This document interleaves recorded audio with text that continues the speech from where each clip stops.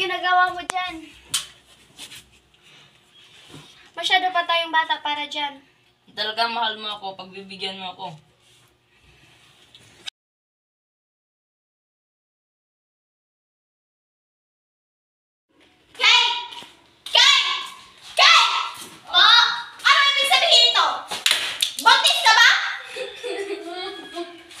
Ano bang nangyayari dito?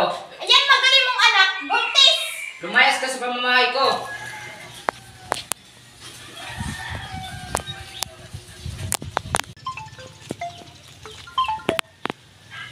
Hello? Hello, Bes.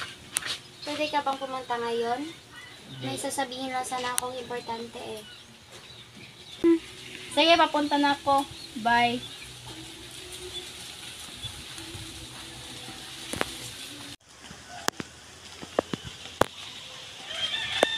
Bes, hindi ka na pala. Bes.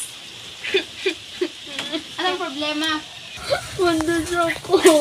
Tapos, anong gagawin mo ngayon? Ipapalaglag ko sana ang bata. Baka yan pa ang dahilan ng pagdurugo ng matris mo. Wala lang ibang paraan pa. Hindi tanggap nila mama at papa kasi. Sige, kung yan ang kakabuti para sa'yo.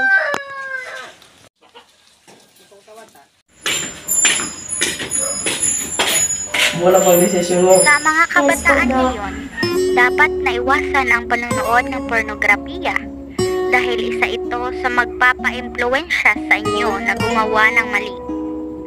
Ang buhay ay napakahirap, kaya pagbasyahang mabuti ang inyong gagawin.